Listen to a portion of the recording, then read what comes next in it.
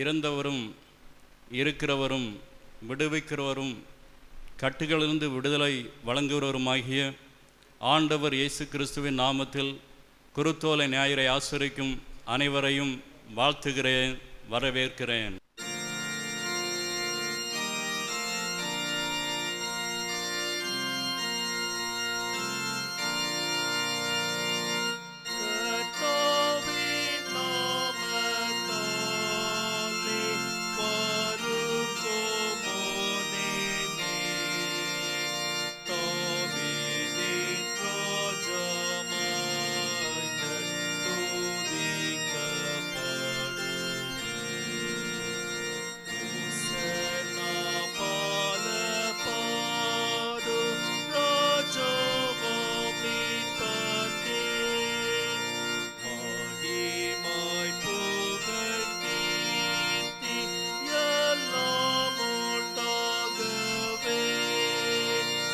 சீயோன் குமாரத்தியே மிகவும் களிகூறு, எருசலேம் குமாரத்தியே கம்பீரி.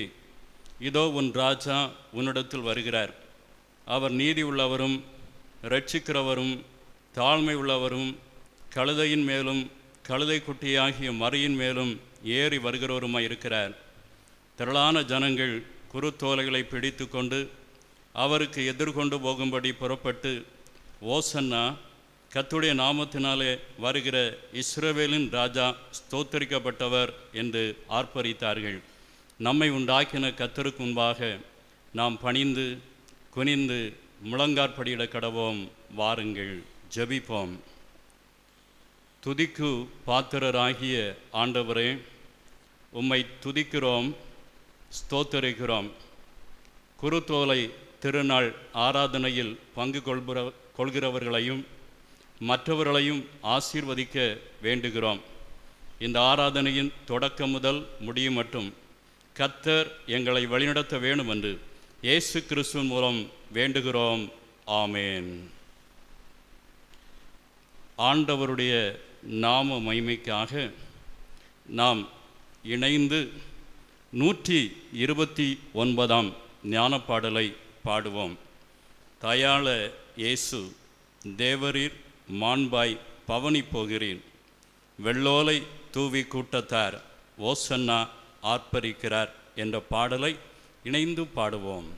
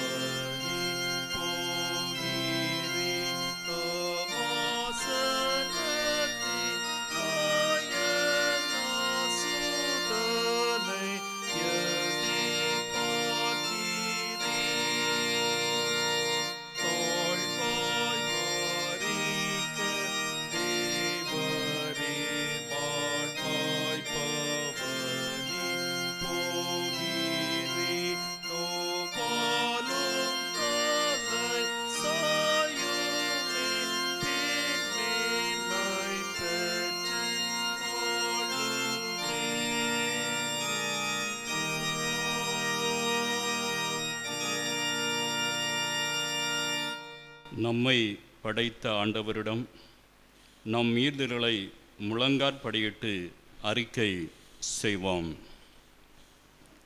மண்ணிலிருந்து உருவாக்கப்பட்ட நாம் அவருடைய விருப்பத்தின்படி வாழ ஆண்டவர் விரும்புகின்றார்.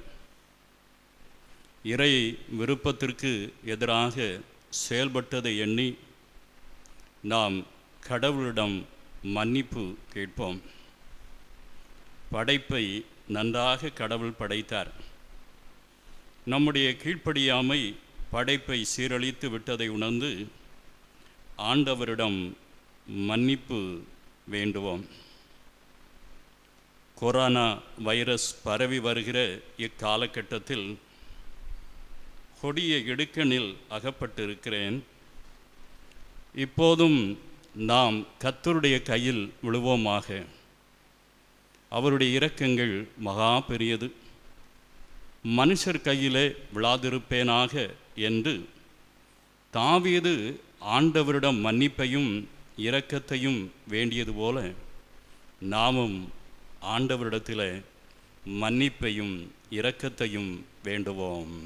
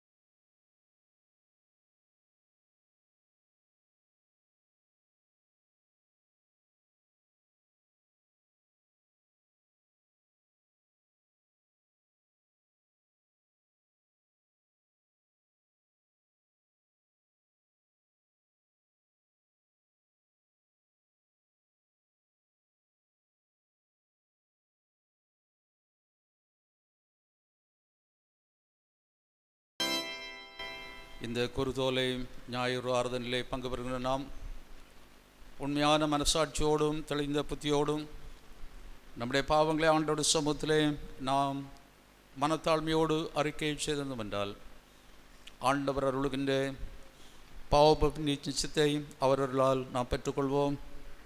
நம்முடைய பரமபிதாவாகிய சர்வ வல்லமையுள்ள கடவுள் உத்தம மனஸ்தாபத்தோடும் உண்மையான விசுவாசத்தோடும் தம்மிடத்திற்கு மனம் திரும்பி தங்கள் சகோதரர் சகோதரி குற்றங்களை மன்னிக்கிற யாவருக்கும் பாவ மன்னிப்பை அருள் செய்யும் என்று மிகுந்த இரக்கமாய் வாக்குத்தத்தம் செய்திருக்கிறார். அவர் நம்முடைய கர்த்தராகிய இயேசு கிறிஸ்து நிமித்தம் நமக்கு இறங்கி நம்முடைய பாவங்கள் எல்லாவற்றையும் மன்னித்து அவங்க நம்மை விடுதலை ஆக்கி சகல ஆசீர்வாதத்தினாலும் நிலைநிறுத்தி நம்மை நித்திய ஜீவகரையில் சேர்ப்பாராக. ஆமேன். தேவருக்கே ஸ்தோத்திரம் உண்டாவதாக. ஆமேன். நாம் நமது நன்றிகளை இறைவேண்டல் வழியாய் இணைந்து ஏறெடுப்போம்.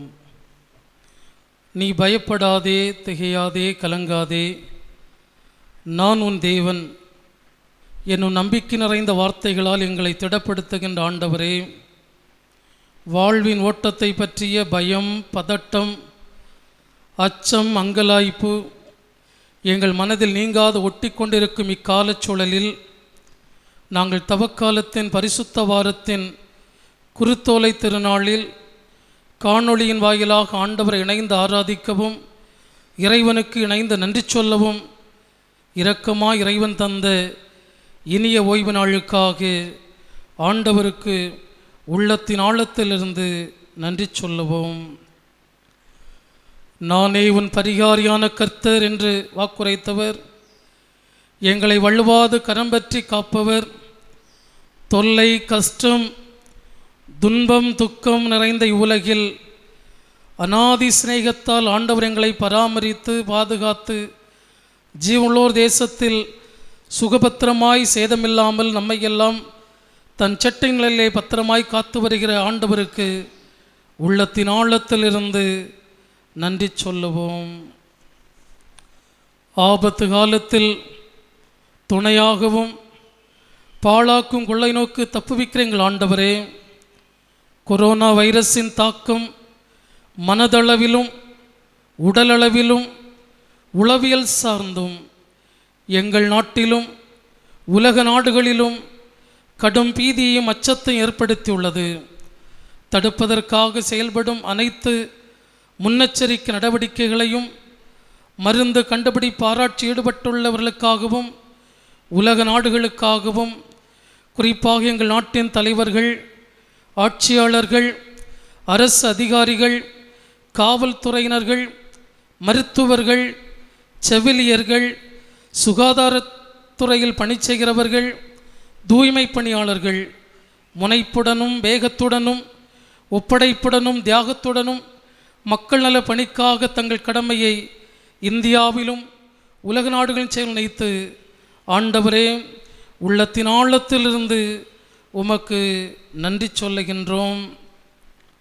பொல்லாத வழி விட்டு திரும்பினால் தேசத்திற்கு சேமத்தை கொடுப்பேன் என்றவரே, எருசலேம் எழுச்சி திருப்பவனின் வழியாய் எருசலேம் ஆலயத்தில் நுழைந்தவர் அருவருக்கும் காரியங்களை அடித்து நொறுக்கி ஆலயத்தை தூய்மைப்படுத்தினார்.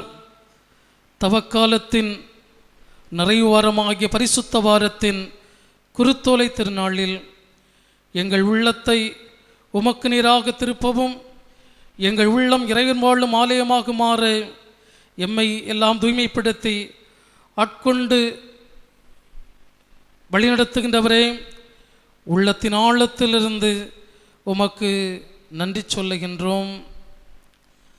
பவுலும் சீலாவும் சிறைக்காவல் வைக்கப்பட்டு தொழுமரத்தில் சங்கிலியால் பூட்டப்பட்டு கடும் வேதனை நெருக்கம், இத்தகைய சூழலில் ஆண்டவரை புகழ்ந்து துதித்து நன்றியுடன் பாடினார்கள்.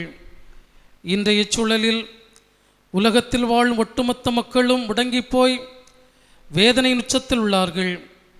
கொரோனா வைரஸின் தாக்கம் வளர்ந்த நாடுகளையும் வளரும் நாடுகளை விட்டு வைக்கவில்லை. நோயின் பீதி, சாவின் எண்ணிக்கை, ஊடகங்கள் நம் நினைவலைகளில் அதிர்ச்சியை தருகிறது, வேதனையை தருகிறது. பவுலும் சீலாவும் இக்கட்டு நிறைந்த காரிருள் சூழ்ந்த வேளையில் ஆண்டவரை நோக்கி துதித்தார்கள், விடுதலை பெற்றார்கள், வாழ்வு பிரகாசித்தது. பிரியமானவர்களே, இக்கட்டு நிறைந்த இக்கால சூழலில் நமக்கும் நம் நாட்டினருக்கும் உலகில் வாழும் எல்லா மக்களுக்கும் ஆண்டவர் விடுதலை அருள்வார் என்கிற நம்பிக்கையில் ஆண்டவருக்கு துதி சொல்லி நம் உள்ளத்தின் ஆழத்திலிருந்து ஆண்டவருக்கு நன்றி சொல்லுவோம். நம்முடைய நன்றி மன்றாட்டுகளை ஒன்று திரட்டி கவியரசன் தாவீதின் சங்கீதத்தின் வழியாய் பாடலாக நாம் இணைந்து ஆண்டவரை மகிமைப்படுத்துவோம்.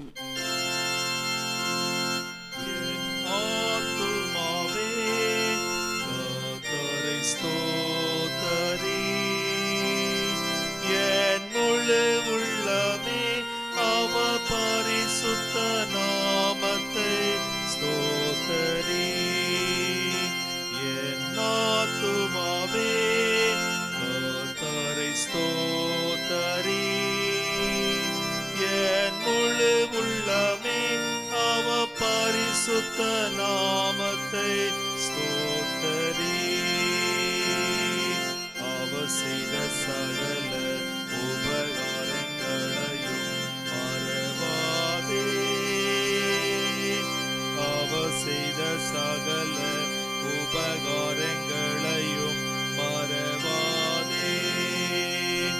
என் ஆத்துமாவே கர்த்தரை ஸ்தோத்தரி. முழு உள்ளமே அவர் பரிசுத்த நாமத்தை ஸ்தோத்தரி. ஆண்டவர் இயேசு கற்றுத்தந்த ஜெபத்தை நாம் இணைந்து ஏறெடுப்போம். பரமழைகள் பிதாவே, உம்முடைய நாமம் பரிசுத்தப்படுவதாக, உம்முடைய ராஜ்யம் வருவதாக, உம்முடைய சித்தம் பரமளத்திலே செய்யப்படுவது போல பூமியிலும் செய்யப்படுவதாக. எங்களுக்கு வேண்டிய ஆகாரத்தை எங்களுக்கு தாரும். எங்கள் கடனாளிகளுக்கு நாங்கள் மன்னிக்கிறது போல எங்கள் கடன்களை மன்னியும். எங்களை சூனை பிரேசி பண்ணாமல் தீமிரித்துக் கொள்ளும். ராஜ்யமும் வல்லமையும் மகிமையும் என்னென்றைக்கும் உடையகளே. ஆமீன். அமர்வோம். இந்த நாள் படிக்கும்படியாக தரப்பட்டிருக்கின்ற திருமறை பாடப்பகுதி மார்க்கு 11ஆம் அதிகாரம் வசனங்கள் 1 தொடங்கி 10 முடிய. மார்க்கு அதிகாரம் 11 வசனங்கள் 1 தொடங்கி 10 முடிய. இயேசுவும் சீடர்களும் எருசலேமுக்கு சமீபமாய் சேர்ந்து ஒலிவமலைக்கு அருகான பெத்பகே பெத்தானியா என்னும் ஊர்களில் வந்தபோது அவர் தம்முடைய சீசல் 2 பேரை நோக்கி, உங்களுக்கு எதிரே இருக்கிற கிராமத்துக்கு போங்கள். அதில் பிரவேசித்தவுடனே மனுஷர் ஒருவனும் ஒரு காலும் ஏறிராத ஒரு கழுதை குட்டியை கட்டியிருக்க காண்பீர்கள். அதை அவிழ்த்து கொண்டு வாருங்கள். ஏன் இப்படி செய்யல் என்று ஒருவன் உங்களிடத்தில் கேட்டால், இது ஆண்டவருக்கு வேண்டும் என்று சொல்லுங்கள். உடனே அதை இவ்விடத்திற்கு அனுப்பிவிடுவான் என்று சொல்லி அவர்களை அனுப்பினார். அவர்கள் போய் வெளியே இருவழிச்சந்தியில் ஒரு வாசல் அருகே கட்டியிருந்த அந்த குட்டியை கண்டு அதை அவிழ்த்தார்கள். அப்போது அங்கே நின்றவர்களில் சிலர், நீங்கள் குட்டியை அவிழ்க்கிறது என்னவென்றார்கள். இயேசு கற்பித்தபடியே அவர்களுக்கு உத்தரவு சொன்னார்கள். அப்போது அவர்களை போகவிட்டார்கள். அவர்கள் அந்த குட்டியை இயேசுவிடத்தில் கொண்டு வந்து அதன் மேல் தங்கள் வஸ்திரங்களை போட்டார்கள். அவர் அதன் மேல் ஏறிப்போனார். அநேகர் தங்கள் வஸ்திரங்களை வழிகளை விரித்தார்கள். வேறு சிலர் மரக்கிளைகளை தரித்து வழிகளை பரப்பினார்கள். முன்னடப்பாரும் பின்னடப்பாரும், ஓசன்னா, கர்த்தரி நாமத்தினாலே வருகிறவர் ஸ்தோத்திரிக்கப்பட்டவர், கர்த்தர் நாமத்தினாலே வருகிற நம்முடைய பிதாவாகிய தாவீதின் ராஜ்யம் ஆஸ்வதிக்கப்படுவதாக, உன்னதத்திலே ஓசன்னா என்று சொல்லி ஆர்ப்பரித்தார்கள் என்பதே படிக்கும்படியான திருமறை பாடப்பகுதி படித்து முடிந்தாயிற்று. கிறிஸ்துவுக்கே மாட்சிமை உண்டாவதாக.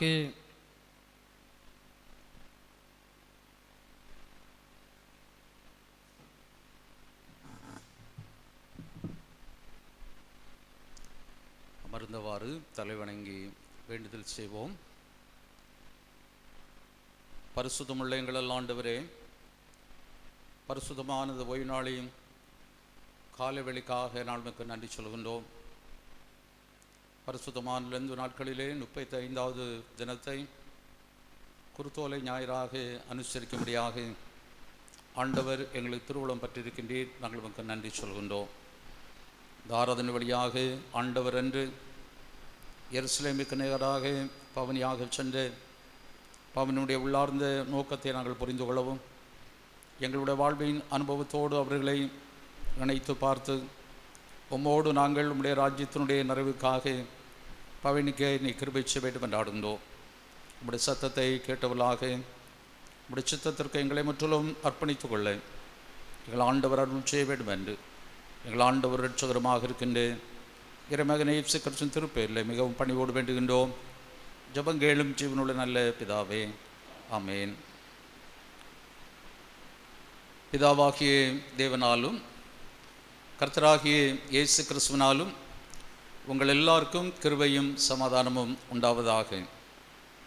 ஆண்டவருடைய அளவற்ற அருளினாலே வழக்கத்திற்கு மாறாக இந்த வருடத்திலும் நாம் இந்த காணொளி வழியாக குருத்தோலை ஞாயிறின் ஆராதனையிலே பங்கு பெறும்படி, ஆண்டவருடைய வார்த்தையை நாம் இணைந்து தியானிக்கும்படி ஆண்டவர் அருள் செய்திருக்கின்றார். ஒருவேளை இந்த காணொலியுடைய செய்தி பலருக்கு போய் சேராவிட்டாலும் இந்த வார்த்தைகளை கேட்கிற நாம் ஆண்டவருக்குள் நம்மை முற்றிலும் அர்ப்பணித்துக் கொள்ள ஆண்டவர் அருள் செய்வராக. சிறப்பாக ஆண்டவர் எருசலேமுக்கு நேராக அழைத்து செல்லப்பட்ட பவுலினுடைய முன்குறிப்பு தீர்க்கதரிசன புத்தகத்திலே மிக தெளிவாக பதிவு செய்யப்பட்டுள்ளது. அதை நாம் முகவரியிலே நாம் சொல்ல கேட்டோம். சகரியா 9:9 சியோன் குமார்த்தியே மிகவும் களிகூறு, எருசலேம் குமார்த்தியே கம்பீரி, இதோ உன் ராஜா உன்னிடத்தில் வருகிறார், அவர் நீதி உள்ளவரும் ரட்சிக்கிறவரும் தாழ்மை உள்ளவரும் கழுதையின் மேலும் கழுதை குட்டியாகிய மரின் மேலும் ஏறி வருகிறவருமாய் இருக்கிறார். ஆண்டவருடைய பிறப்பிற்கு சுமார் 500 வருடங்களுக்கு முன்பதாக வாழ்ந்த பின் தீர்க்கதரிசிகளில் ஒருவராக சகரியா கருதப்படுகின்றார்.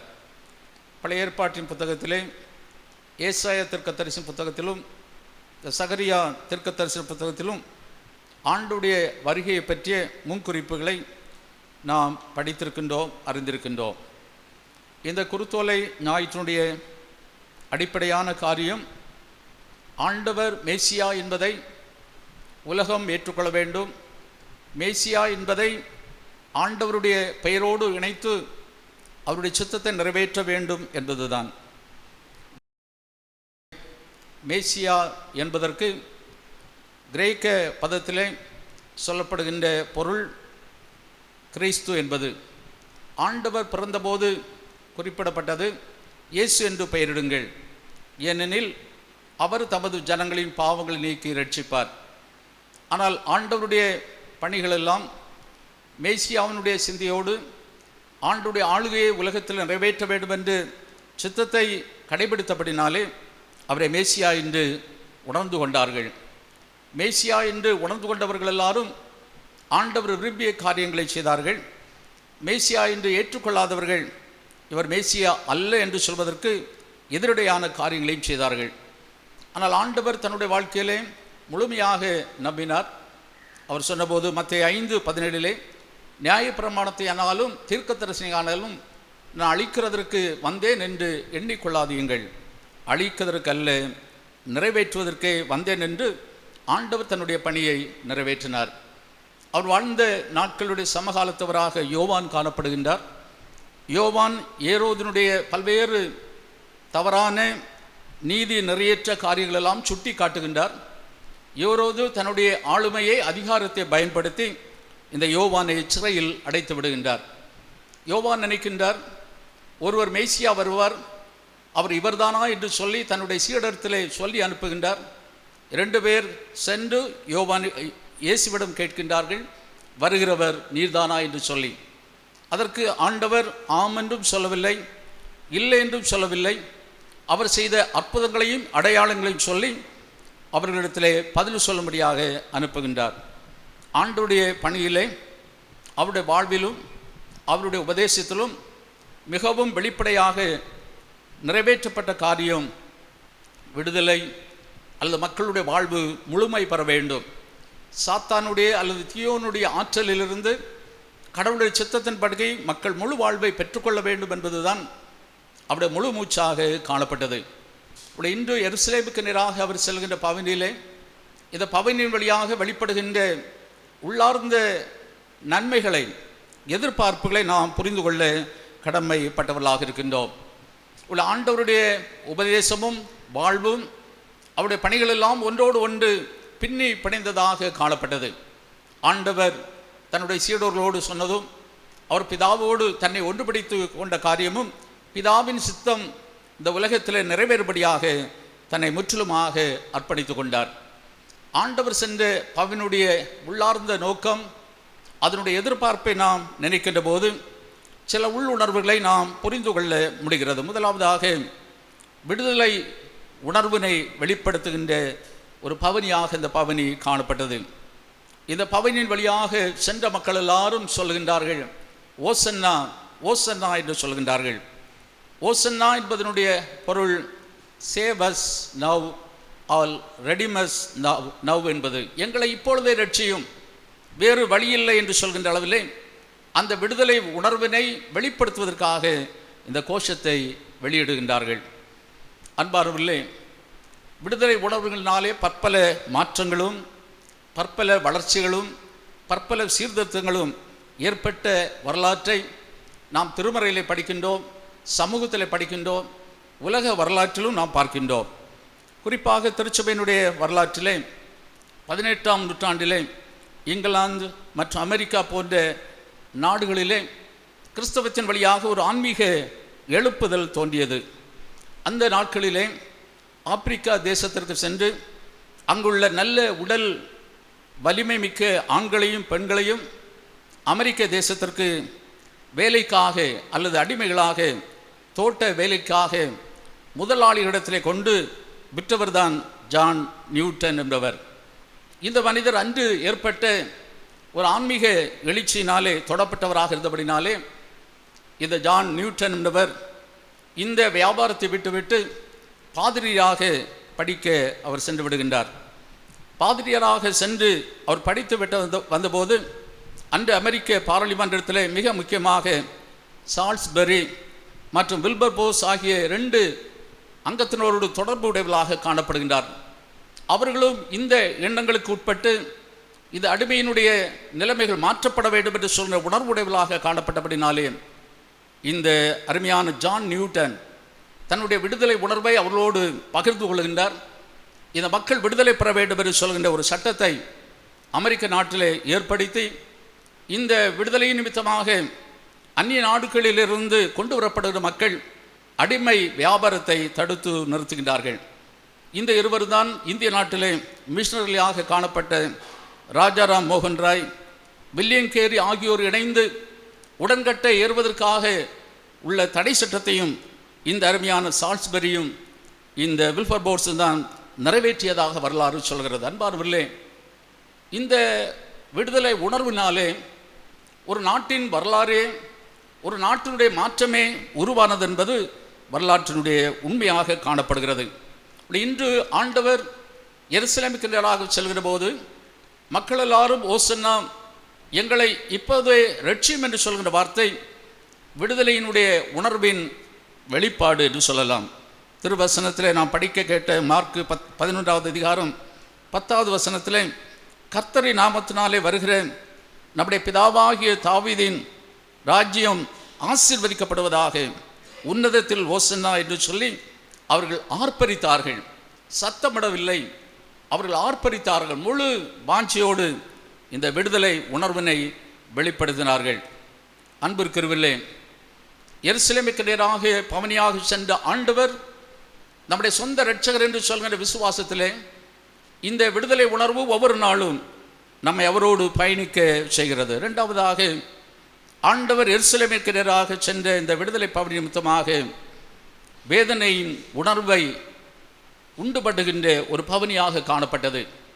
விடுதலை உணர்வுக்கு வேதனை அடிப்படையாக காணப்படுகிறது. இது திருமறை வரலாற்றிலும் சமூக வரலாற்றிலும் மிகவும் உண்மையான நிகழ்வாக நாம் படிக்கின்றோம், அறிந்திருக்கின்றோம். திருமறையின் வரலாற்றிலே, இஸ்ரவேல் மக்களுடைய வாழ்வின் வரலாற்றிலே அவர்கள் அடிமைத்தனத்தில் இருக்கின்றார்கள், வேதனைப்படுகின்றார்கள். அந்த வேதனையை கடவுள் அறிகின்றார். வேதனையை அறிந்தபடினாலே இந்த மக்கள் நிச்சயமாக விடுவிக்கப்பட வேண்டும் என்று சொல்லி அவர்கள் விடுவிப்பதற்காக தன்னை முற்றிலுமாக ஒப்பு கொடுக்கின்றார். ஒரு நாடு, ஒரு சமூகம், ஒரு இனம் என்றெல்லாம் சொல்கின்ற போது விடுதலைக்கு பல்வேறு நிலைமையிலே ஒரு பெரிய வேதனை, ஒரு பெரிய பாரம், ஒரு பெரிய எதிர்பார்ப்பு நிச்சயமாக தேவைப்படுகிறது. ஒருவேளை 16ஆம் நூற்றாண்டிலே சீர்திருத்த வரலாற்றினுடைய பின்னணியத்திலே மார்ட்டின் லூதரை இன்றும் திருச்சபை நினைவு கூறுகிறது. 1517 வருடம் அக்டோபர் மாதம் 31ஆம் தேதி ஜெர்மனியிலே உள்ள விட்டன்பர்க் ஆலயத்திலே 95 முக்கியமான கருத்துக்களை அந்த ஆலயத்தில் ஒட்டி அன்று நடைபெற்ற பல்வேறு தவறான சமயத்தின் அடிப்படையிலே ஏற்பட்ட நெருக்கங்களை எல்லாம் சொல்லி அந்த வார்த்தைகளை குறிப்பிடுகின்றார். அதில் குறிப்பாக 95வது தீசிஸாக கடைசியாக சொல்கின்ற அந்த பகுதி அப்போஸ்தலர் 14:22 வசனத்தை அடிப்படையாக கொண்டு சீசருடைய மனதை திடப்படுத்தி விசுவாசத்தில் நிலைத்திருக்கும்படி அவர்களுக்கு புத்தி சொல்லி நாம் அநேக உபத்திரங்கள் வழியாய் தேவனுடைய ராஜ்யத்தில் பிரவேசிக்க வேண்டும் என்று அவர் சொல்கின்றார். அப்படி என்றால் ஆண்டவருடைய ஆளுகை இந்த உலகத்திலே வாழும் இடத்திலே நிறைவேற்றப்பட வேண்டும் என்று சொன்னால் அநேக வேதனைகளும் கஷ்டங்களும் உண்டு என்பதை அன்று மார்ட்டின் லூதர் தன்னுடைய அறிக்கையின் வழியாக பிரகடனப்படுத்தினார். அந்த மார்ட்டின் லூதர் பிறந்த அந்த மண்ணிலே, அந்த ஜெர்மனி தேசத்திலிருந்து தான் நம்முடைய மண்ணிற்கும் முதல் மிஷனரி ஆகிய ரிங்கல்டோபே வந்தார். அவருடைய வேதனையும் அவருடைய அங்கலாய்ப்பும் அவருடைய பாரமும் இந்த மண்ணிலே உள்ள மக்கள் வாழ்வு பெற வேண்டும் என்பதைத்தான். அன்பானவர்களே, ஆண்டவர் இந்த வேதனையோடு அவருடைய பணித்திட்டங்கள் எல்லாம் நிறைவேற்றுகின்றார். மக்களை காட்டிலும் மிருகம் முக்கியம் என்ற கருத்து. ஆண்டவர் ஓய்வு நாளிலே குணமாக்க வேண்டும் என்று விரும்புகின்றார். சூம்பின கையுடையவரை குணமாக்குகின்றார். ஆண்டவரிடத்திலே பல கேள்விகள் கேட்கின்றார். ஆண்டவர் சொல்கின்றார், ஓய்வு நாளிலே உங்கள் மிருகத்திற்கு அல்லது வீட்டில் உள்ள மாட்டிற்கு ஆட்டிற்கு அதனுடைய தாகத்திற்கு தீர்ப்பதற்காக அதை அவிழ்த்து ஆகாரம் கொடுக்க மாட்டீர்களா? அதை காட்டிலும் இந்த மனிதர் மிக முக்கியமானவர் என்று சொல்லி தவறான பாரம்பரியமான பழக்க வழக்கமான விட முடியாத தீய காரியங்களை குறித்து மிகுதியாக வேதனைப்பட்டார். இந்த பவுனுடைய உள்ளார்ந்த உட்பொருள், உள்ளார்ந்த உந்துதல் இன்றும் வேதனைப்படுகின்ற மக்களோடு வேதனைப்படுகின்ற கடவுள் இருக்கிறார் என்பதை நாம் உணர்ந்து கொள்ளவும், வேதனைப்படுகின்ற மக்களோடு நம்மை ஒன்றிணைத்துக் கொள்ளவுமாகத்தான் இந்த பவுனுடைய பொருள் விளக்கமாக சொல்லப்படுகிறது. விடுதலை உணர்வை தருகின்ற பணி, வேதனையை உணர்த்தும் பவனி. நிறைவிலே இந்த பவனியானது பொறுப்பினை உணர்த்துகின்ற பவனி. இந்த பவனி வழியாக பலர் பங்கு பெறுகின்றார்கள். பல நிலைமையிலே ஆண்டவரை எங்களை ரட்சியும் என்று சொல்கின்றார்கள். ஆனால் ஆண்டவர் சென்ற அந்த நோக்கம் மிக தெளிவாக மார்க் 11:11 சொல்லப்படுகிறது. அப்பொழுது இயேசு எருசலேமுக்கு வந்து தேவாலயத்தில் பிரவேசித்து எல்லாவற்றையும் சுற்றி பார்த்து சாயங்காலம் வரும்போது 12 கூட பெத்தானியாவுக்கு வந்தார் என்று சொல்லப்படுகிறது. இந்த பகுதியை விளக்குகின்ற வேத பண்டிதர் பார்க்லே என்று சொல்கிறவர் deliberately summing up is task என்று சொல்கின்றார். அவர் மிக தெளிவாக தான் என்ன செய்ய போகிறேன் என்ற நோக்கத்தை அவர் திட்டமிட்டு கொண்டார். எருசலேம் தேவாலயத்தை அவர் ஏதோ வேடிக்கையாக பார்க்கிறவர் அல்ல. தான் சிறுவன் தொட்டே 12 வயது முதல் பல முறை அந்த ஆலயத்திற்கு சென்று வந்த வழக்கம். யூத மக்களுடைய வரலாற்றின் அடிப்படையிலே, வழக்கத்தின் அடிப்படையிலே 20 கிலோமீட்டருக்கு உட்பட்ட நிலைமையில் இருக்கின்ற மக்கள் எல்லாரும் வருடத்திற்கு ஒரு முறை இந்த பஸ்காவை அனுசரிப்பதற்காக இந்த தேவாலயம் வர வேண்டும். இந்த 20 கிலோமீட்டருக்கு அப்பாற்பட்டவர்கள் வர இயலாதவர் என்றால் அவர்கள் செலுத்த வேண்டிய பலிக்கான பொருளுக்கான பணத்தை அல்லது காணிக்கையை கொடுத்து அனுப்ப வேண்டும். இந்த தேவாலயம் முழுவதும் இந்த பலி செலுத்துகின்ற பொருட்களினாலே நிறைவுபட்டதாக இருக்கிறது. அதனுடைய விற்பனையும் வியாபாரமும் அமோகமாக காணப்படுகிறது. இதனுடைய லாபங்கள், இதனுடைய நன்மையான காரியங்கள் எல்லாம் இந்த ஆலயத்தை மையமாக கொண்டு, இந்த வியாபாரத்தை மையமாக கொண்டு ஒரு பெரும் கூட்டம் வாழ்ந்து கொண்டிருக்கின்றார்கள். இதை விளக்குகின்ற போது மக்கள் தொழ வேண்டிய இடங்களெல்லாம் வியாபார ஸ்தலமாக மாறிப்போனது. எனவே தான் மார்க் 17 சொல்கின்றார், என்னுடைய வீடு எல்லா ஜனங்களுக்கும் ஜப வீடு எனப்படும் என்று எழுதியிருக்கவில்லையா? நீங்களோ அதை கள்ள குகையாக்கினர் என்று சொல்லி அவர்களுக்கு உபதேசிக்கின்றார். ஆண்டவர் இந்த மக்களுடைய பொறுப்பற்ற நிலைமையை உணர்த்துகின்றார். உடைய பழைய ஏற்பாட்டினுடைய பகுதியிலே நாம் படிக்கின்ற போதெல்லாம் கடவுள் தமக்கென்று இஸ்ரவேல் மக்களை சொந்தமாக தெரிந்து கொள்கின்றார். சொந்தமாக தெரிந்து கொண்ட மக்கள் அந்த பொறுப்பிலே நடக்கப்படாதனாலே அல்லது நடந்து கொள்ளாதபடினாலே பல்வேறு கஷ்டங்களையும் பாடுகளையும், ஏன் சிறையிருப்புகளையும் அனுபவிக்கின்றார்கள்.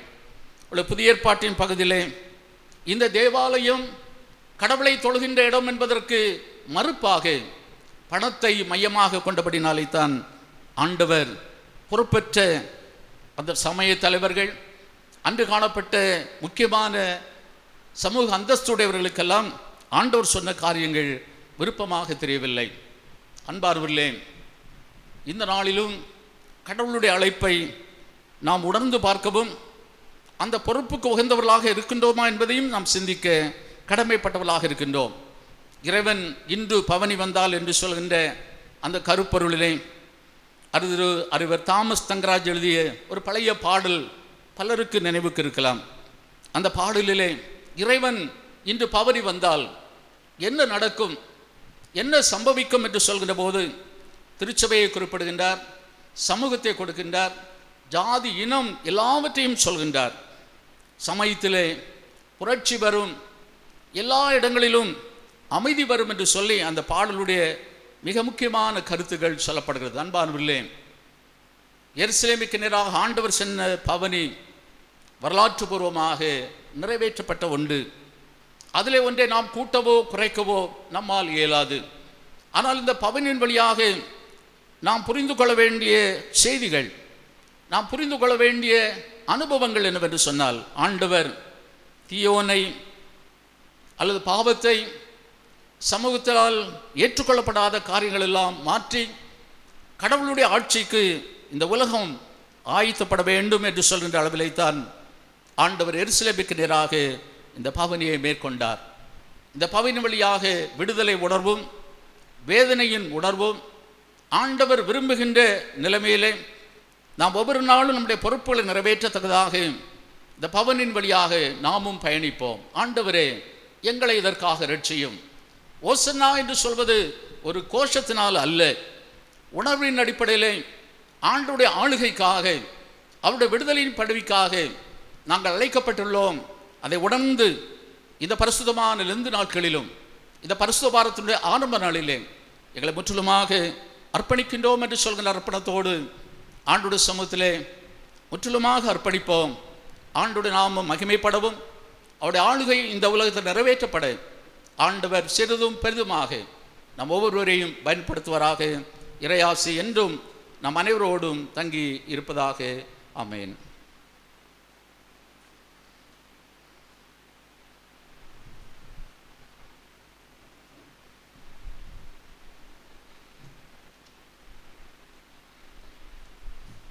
இறை வார்த்தைகளை செவிமெடுத்து கேட்டு நாம் நம்முடைய விசுவாசத்தை அப்போஸ்தல விசுவாச பிரமாணத்தின் வழியாக அறிக்கை செய்வோமாக. வானத்தையும் பூமியையும் படைத்த சர்வ வல்லமையுள்ள பிதாவாகி தேவனை விசுவாசிக்கிறேன். அவருடைய ஒரே குமாரனாகி நம்முடைய நாதர் இயேசு கிறிஸ்துவையும் விசுவாசிக்கிறேன். அவர் பரிசுத்த ஆவியினாலே கன்னிமரியால் உற்பவித்து பிறந்தார். பொந்து பிலாத்துவின் காலத்தில் பாடுபட்டு சிலுவையில் அறையுண்டு மரித்து அடக்கம் பண்ணப்பட்டு பாதாளத்துக்கு இறங்கினார். 3ஆம் நாள் மரித்தோழுந்து எழுந்தருளினார். பரமண்டலத்துக்கேறி சர்வ வல்லமையுள்ள பிதாவாகிய தேவனுடைய வலது பார்சத்திலே வீற்றிருக்கிறார். அவரிடத்திலிருந்து உயிருள்ளோரையும் மரித்தோரையும் நியாயம் தீர்க்க வருவார். பரிசுத்த ஆவியை விசுவாசிக்கிறேன். பொதுவாக இருக்கிற பரிசுத்தையும் பரிசுத்த ஆன்களுடைய ஐக்கியமும் பாவ மன்னிப்பும் சரீர உயிர்த்தெழுதலும் நித்திய ஜீவனும் உண்டென்று விசுவாசிக்கிறேன். ஆமன். நிறைவாக 134வது கீர்த்தனை, ஒரு மருந்தரும் குறுமருந்து உம்பரத்தில் கண்டேனே. கீர்த்தனை 134.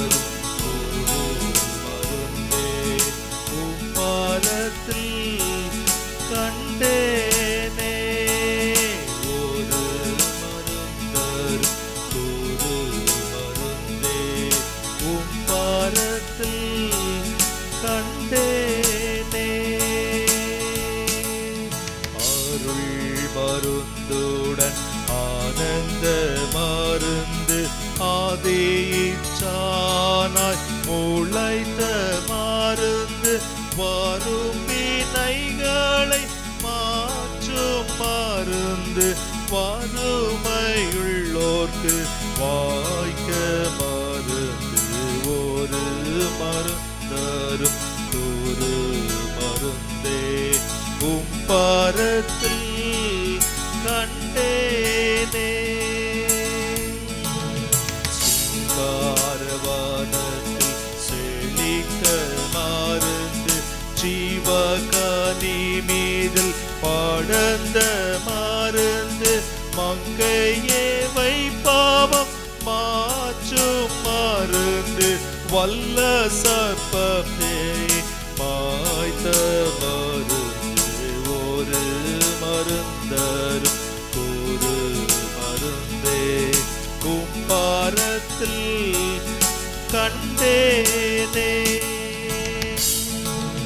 மோசே முதல் முன்னோ காண மருந்து, மோட்சமாகி மாயை காட்டும் மருந்து, தேசத்தோ பிணியை தீர்த்த மருந்து, தீர்க்க தரிசிகள் செப்பிய மருந்து, ஒரு மருந்தரும் ஒரு மருந்தே கும்பாரத்தில் கண்டேனே.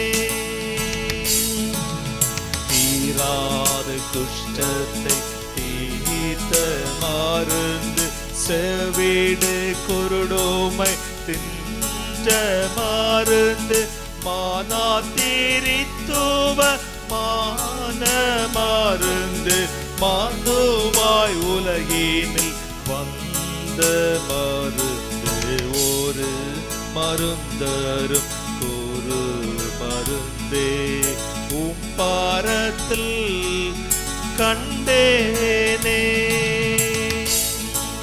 செத்தோ உயிர்த்தே எழுந்த மருந்து ஜீவன் தராதருளும் மருந்து பக்தரை சுத்திகரித்திடும் மருந்து பரம வாழ்வினில் சேர்க்கும் மருந்து ஒரு மருந்தரும் கூறு மருந்தே பாரத்தில் கண்டேனே ஒரு மருந்தரும் கூறு மருந்தே பாரத்தில் கண்டேனே. ஜெபிப்போமாக. அனைத்துலக மக்களுக்கும் மீட்பரே, நித்திய பிதாவே, எங்கள் ஆண்டவராம் இயேசு கிறிஸ்துவே, பாசத்திற்குரிய எங்கள் பேராயர் தலைமையில் காணொளி வழியாக குருத்தோலை ஞாயிறை ஆசரிப்பதற்கு தேவரீர் தந்த தருணத்திற்காக உம்மை துதிக்கின்றோம், ஸ்தோத்திரம் செலுத்துகின்றோம். என்னாலே செய்யக்கூடாத அதிசயமான காரியம் ஒன்றுண்டோ என்று மனுக்குலத்தை பார்த்து கேட்பவரே, தேவரீர் சொல்லாகும் கட்டளையிடனுக்கும் என்கின்ற நம்பிக்கையோடு ஒருங்கிணைந்து உம் சமூகமாய் நாங்கள் ஜெபிக்கின்றோம்.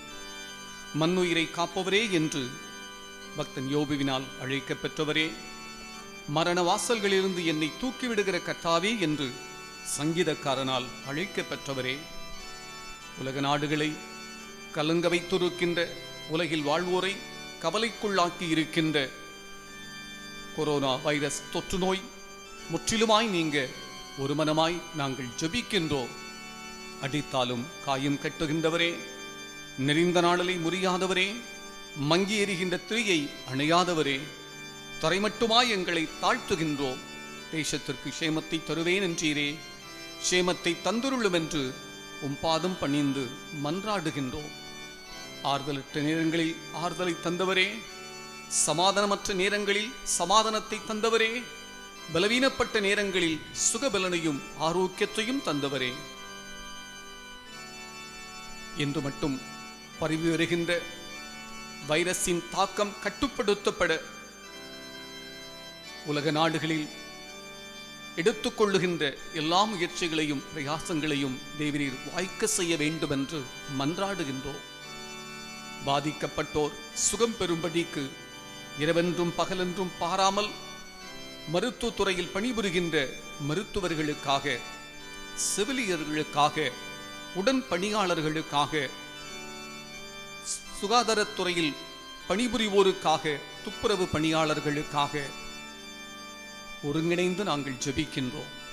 தேவரீர் அனைவரையும் தம் கரத்தின் கருவிகளாய் பயன்படுத்துவீராக.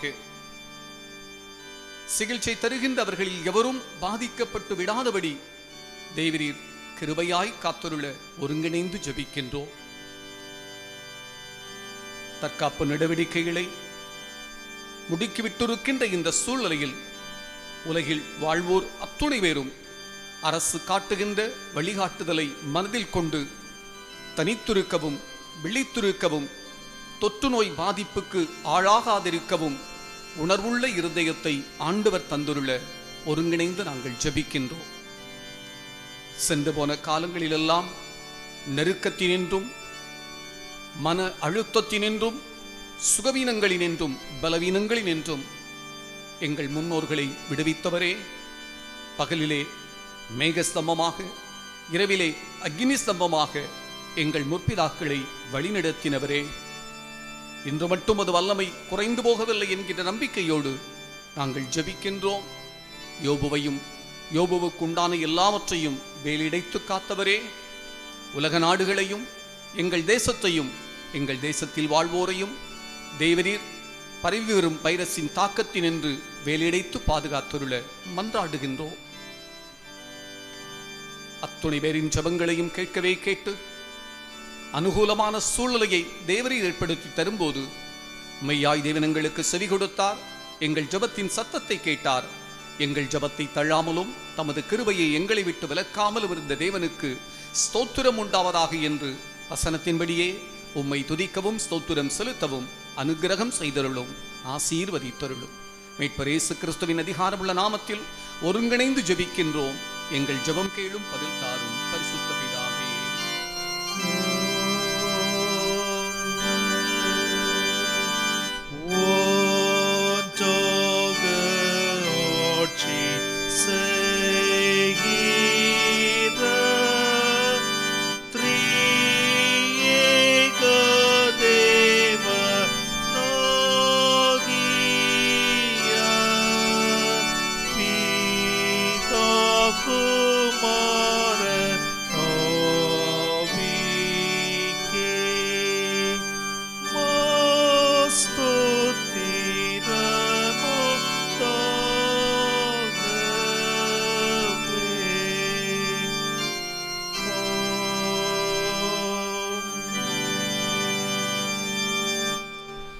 ஆண்டவர் உங்களை ஆசீர்வதித்து பாதுகாத்து வழிநடத்துவாராக.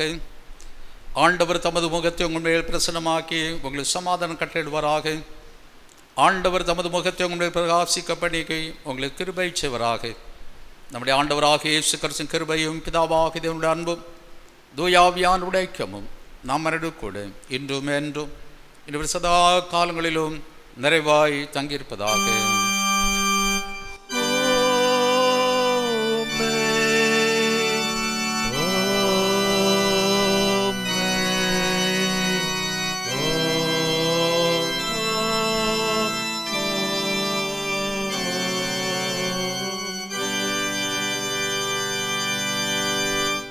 ஆண்டவர் உங்களோடு இருப்பாராக. அவர் பதாவியோடு இருப்பாராக. தேவ சமாதானத்தோடு சென்று வாருங்கள். கர்த்தருடைய நாமத்தினாலே ஆமென்.